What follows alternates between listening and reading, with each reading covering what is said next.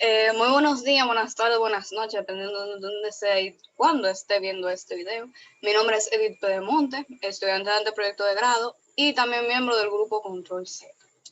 Bueno, estamos aquí para hacer básicamente un recuento sobre mi experiencia y las cosas aprendidas durante el proceso de elaboración de la fase 1, tanto de manera personal con los aprendizajes obtenidos junto con mis compañeros.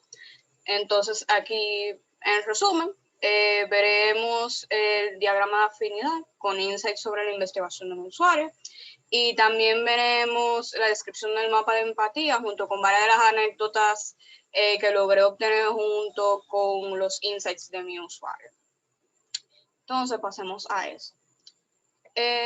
Bueno, primero que nada, ya hablando del usuario que nosotros escogimos, nosotros decidimos ir con el usuario en silla de ruedas o una persona con discapacidad, específicamente paresia o paraplegia, es decir, que no tiene ningún tipo de movimiento o sensibilidad en la parte posterior, o sea, no tiene movilidad en las piernas. Ok, bueno, vamos a empezar con nuestro mapa de empatía. Primero tenemos la descripción de lo que es la herramienta. Básicamente esta es una herramienta que tiene la finalidad de poder coger y analizar y básicamente tener una visión más profunda sobre cómo piensa, cómo actúa, qué es lo que hace y cuál es el ambiente en el que está nuestro usuario. Nosotros queremos ver qué piensa, qué es lo que siente, qué es lo que puede observar y básicamente lo que nosotros queremos saber o lo que queremos hacer es sintetizar las informaciones que nosotros obtuvimos mediante la herramienta de encuestas y entrevistas que tuvimos con nuestros usuarios. Algo que logramos determinar, primero tenemos la parte de lo que piensan. La mayor parte de los pensamientos de los usuarios entrevistados eran tanto pensamientos positivos como negativos. Ellos querían ver lo que era un sistema o un ambiente de más inclusión en el lugar donde ellos vivían. Sentían impotencia por no poder hacer las cosas que las personas que están a su alrededor podían hacer, en comparación a ellos que tienen falta de movilidad o problemas de movilizarse en contra de las calles. También creen, ellos tienden a poner su situación en menor importancia en comparación de otras personas. Por ejemplo, algunos pensaban de que los problemas que ellos tenían eran menores en comparación a otras personas. Ellos también sienten que tienen, ellos también sienten que están siendo discriminados simplemente porque no son incluidos en la sociedad. Tienen más dificultad para poder movilizarse a sus trabajos, a sus escuelas, a infraestructuras de ocio, etc. También algo que nosotros encontramos es que estos sienten miedo siempre que van a movilizarse por la calle. Como ellos no tienen la misma capacidad de movilizarse con facilidad, estos tienen una mayor probabilidad de tener algún tipo de accidente de tráfico cuando estos se movilizan de las calles. Ahora, ¿qué es lo que ellos quieren o que ellos piensan? Bueno, ellos piensan que más excluidos se sienten discriminados, se sienten muy diferentes y con mucho riesgo cuando estos caminan por la calle. Pueden llegarse a sentirse impotentes porque tienen que llegar a depender de otras personas y también se sienten incómodos. Se sienten incómodos porque siempre creen que tienen que depender de otra persona y no pueden valerse por ellos mismos, por lo que creen que llegan a ser una carga para las personas que están alrededor de ellos. Ahora, ¿qué ellos oyen? Bueno, ellos oyen y ven que la gente dice que está enfermo, de que no tiene las mismas capacidades que otras personas.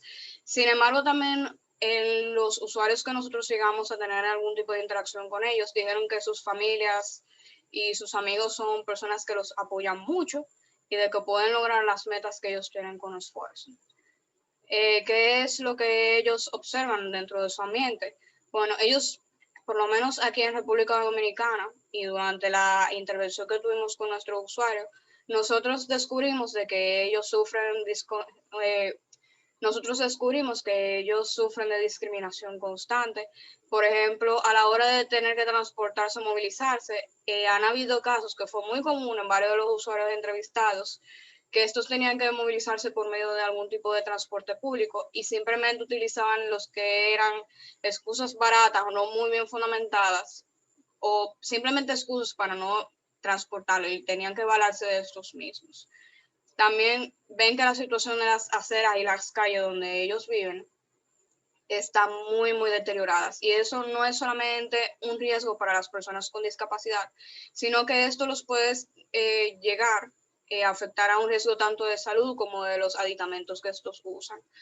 Varios de los usuarios nos dijeron de que habían veces de que las aceras estaban tan en mal estado de que se han caído parte de las sillas de rueda u otros aditamentos que estos usen se han roto por el estado de las calles, dificultándose lo que sería la manera en la que ellos se transportan de un lugar a otro y básicamente haciendo una mayor inconveniencia de lo que ya es ser una persona con discapacidad físico-motora, teniendo que transportarse por sí misma en Santo Domingo. Otra cosa que nosotros vimos, lo que serían ya temores y cosas que quisieran lograr, los temores que tienen más grandes serían ser atropellados o sufrir algún tipo de accidente en las calles. Les preocupa también de que, además de ser una carga para las personas en caso de que ocurra algún tipo de accidente, de que ésta ni siquiera los tomen en cuenta o simplemente los dejen de lado en caso de que esto pase. Porque han habido también en varios de los relatos que nos dijeron nuestros usuarios de que han habido casos de que ellos necesitan algún tipo de ayuda, por ejemplo, ayuda para buscar algo en el transporte, para subirse un transporte y simplemente los dejan de lado. También les preocupa también hacerse daño, ya sea subiendo y bajando escaleras, subiendo y bajando desniveles, transportándose de la acera a lo que sería la calle y viceversa cuando se tienen que transportar por ellos mismos a distancias muy largas. También tienen miedo de movilizarse solos por la calle, no solamente por los accidentes de tráfico, son personas muy vulnerables en comparación a las personas que pueden valerse por sí mismas. Y también algo que ellos desean poder valerse como una persona totalmente independiente, quieren poder valerse por ellos mismos a la hora de tener que transportarse a cualquier lugar, desean sentirse seguros cuando ellos se movilizan por las calles, desean poder dejar de ser dependientes de otras personas y simplemente vivir una vida normal como si ellos no tuviesen ningún tipo de discapacidad. Ya hablando del mapa de afinidad, primero una ligera descripción de lo que es. El mapa de afinidad es básicamente un método en el que se organiza la información para poder dividir los problemas o el problema que nosotros vamos a tratar de una manera mucho más sintetizada. Ahora, nosotros hicimos un mapa de afinidad en base a 4 problemas y de ahí lo fuimos dividiendo en sus problemas para poder abordar un poco más la situación. Los 4 problemas más grandes que nosotros vimos fue el problema de las estructuras, el problema de los transportes, la movilización en el hogar y los efectos que tiene en la salud. Un resumen de lo que pasó con la parte de las estructuras. Bueno, esto trató básicamente de los impedimentos o barreras arquitectónicas, ese es un término muy importante, que las barreras arquitectónicas o de las estructuras son una de las mayores limitaciones que tienen las personas con discapacidad, ya sea para poder movilizarse por las calles, cuando van a entrar a un edificio o salir de un edificio, la parte de las escaleras, hoyos, cuando tienen que transportarse a sitios donde no están habilitados para, por ejemplo, silla de ruedas, suelos muy rugosos, problemas al entrar a algún tipo de lugar donde se haya algún tipo de transporte, cuando van a cruzar avenidas, cuando van a cruzar las calles. Estos son todos barreras arquitectónicas en las que no se han tomado en cuenta las personas discapacitadas. También está la parte de transporte. Algo que nosotros descubrimos es que el transporte más favorable aquí en la República Dominicana es el transporte público para las personas privadas. Siendo honestos, el metro y el menos favorable dentro de esta categoría, los taxis y guaguas públicas. Ahora, algo también relacionado con los transportes es la manera en la que ellos se movilizan. Como nuestros usuarios objetivos se tienen que valer de algún tipo de silla de ruedas, nosotros mediante las anécdotas también descubrimos de que ellos tienen mucho problema para transitar en lo que serían terrenos que no son nivelados. sea por ejemplo arena, tierra, caminos de tierra, calles que no están bien asfaltadas, calles que tienen desniveles y hoyos, pisos mojados o resbalosos, lugares con terreno muy pedregoso, etc. También vimos de que uno de los obstáculos más grandes que encontramos de estas personas con silla de rueda es que básicamente las aceras y las avenidas no están capacitadas para ellos. En la República Dominicana hay una guía de accesibilidad y ergonomía publicada por el CONADIS que dice todos los valores arquitectónicos que se tienen que tener en cuenta o que tienen. Ok. Existe en República Dominicana una guía publicada por el CONADIS que trata sobre los valores ergonómicos que se tienen que tener en cuenta a la hora de escoger y diseñar estructuras arquitectónicas, ya sea calles, avenidas, infraestructuras, etc. Y simplemente esas reglas no se toman aquí en cuenta. Uno ve, por ejemplo, una calle. Una calle debería tener la suficiente anchura para pasar una persona de ruedas con total distancia, con total anchura, sin necesidad de tener que coger y abalanzarse por un lado o pegarse mucho a la calle, simplemente porque no cabe. Muchas personas en silla de ruedas tienden a transportarse en la calle, no encima de la calzada, no encima de la acera, simplemente porque no hay espacio o están muy mal habilitadas. O sea, normalmente hay basura, hay árboles, hay postes de luz, o simplemente las personas no dejan espacio, o están rotas las calles y las calzadas, no. Eh,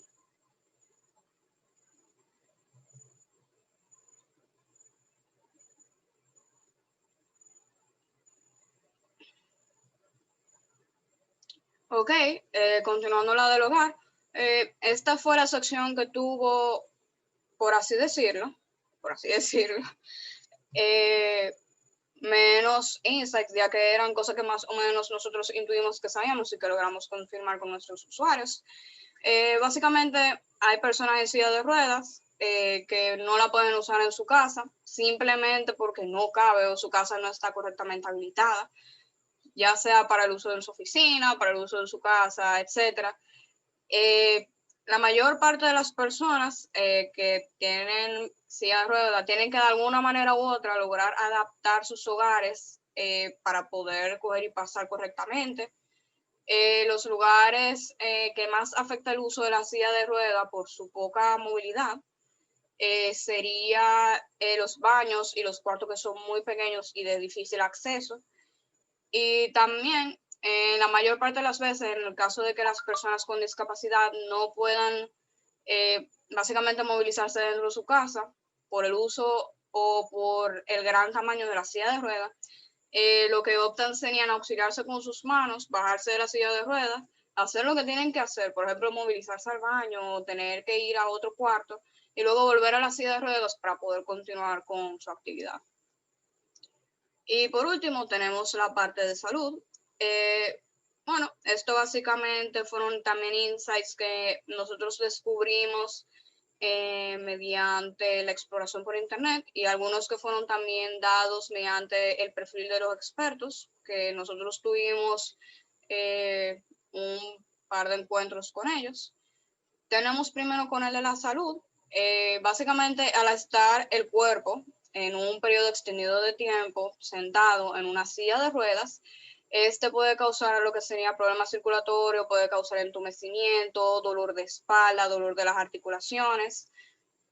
También puede causar lo que sería atrofiamiento muscular, ya que las personas con discapacidad, a menos de que no estén en algún tipo de programa de rehabilitación, al dejar de utilizar estos músculos y al no poder tener sensibilidad, básicamente los músculos se van desgastando.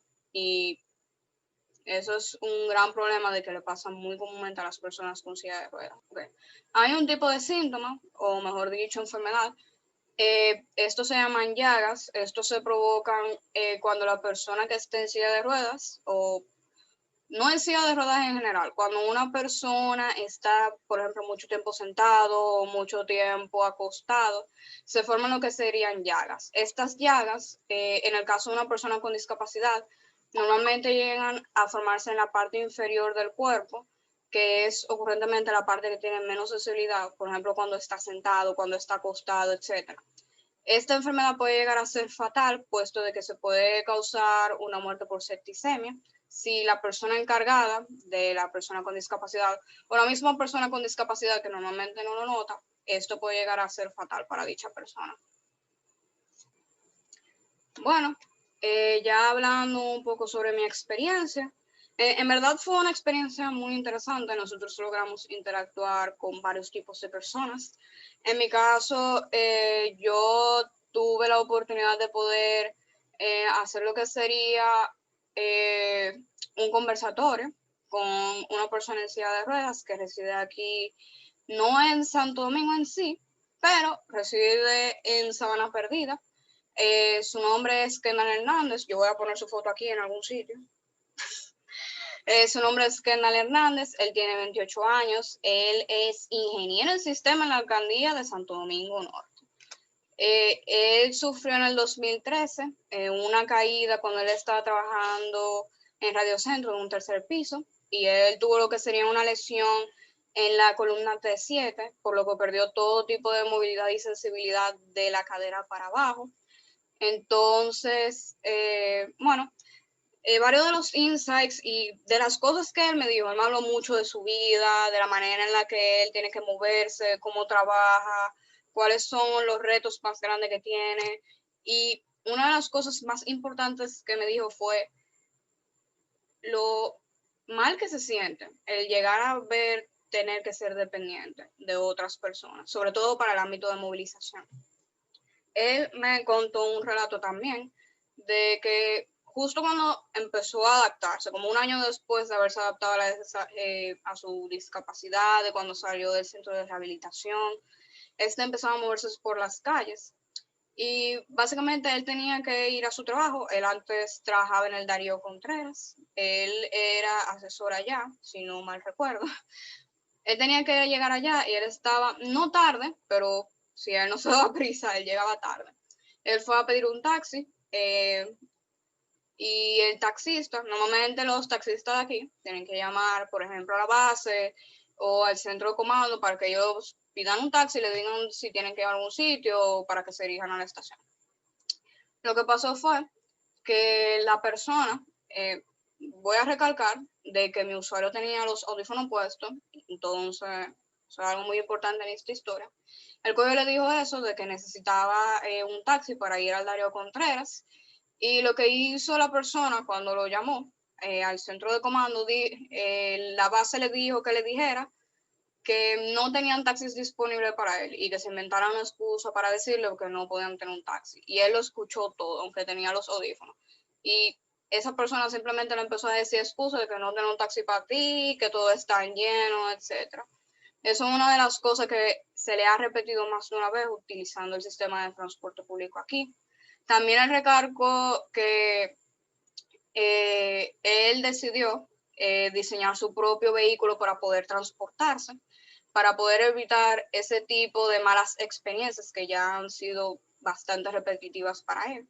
Y también destacó que uno de los problemas más grandes que cuando él tiene que movilizarse hacia otra parte, digamos, por ejemplo, a su trabajo o a algún otro tipo de centro, el mayor reto es básicamente salir de su casa. O sea, la casa de él tiene un tipo de acera y esta acera está en muy mal estado. O sea, no está correctamente asfaltada, tiene piedras, tiene hoyos, desniveles. Él me contó que antes de que empezaran a arreglar su calle, porque aún no estaba arreglada, básicamente tenía que coger y comprar gomas cada 1 o 2 semanas, 2 veces a la semana incluso, porque se les rompían. O sea, el tamaño de las gomas o el grosor de las gomas es tan pequeño y el estado de la calle donde él vive era tan malo de que su silla de ruedas simplemente no aguantaba. O sea, eso fue una de las cosas que más me impresionó sobre el estado de inclusividad que tienen las calles y las aceras de aquí de Santo Domingo. También nos contó de varias experiencias de lo peligroso de que es andar en las calles, a las personas no les importan las personas en silla de ruedas o simplemente no lo tienen en cuenta, sobre todo los choferes y taxistas o conductores aquí en Santo Domingo. Es muy peligroso para ellos, sobre todo porque las calles no están adecuadas a ellos. No hay rampas, hay hoyos demasiado grandes. Hubo una vez que él casi se cae por el tamaño de una calzada. O sea, digamos, esto es la calle aquí, esto es la calzada. Cuando él estaba tratando de subir la silla de rueda, él cogió y se cayó.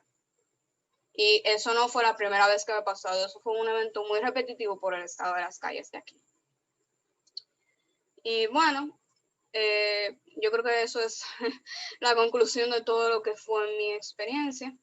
Creo que fue una experiencia muy enriquecedora, sobre todo por las personas con las que yo logré interactuar, sobre todo por las historias interesantes que tenían, la motivación que tenían por lograr ser independientes a pesar de su discapacidad, y también por todos los hallazgos que nosotros encontramos sobre los métodos que hay actualmente para estas personas poder movilizarse, los problemas que existen aquí en este país que en verdad deberíamos tener mucho más en cuenta, porque hay un 7% de las personas aquí en este país que tienen algún tipo de discapacidad físico-motora.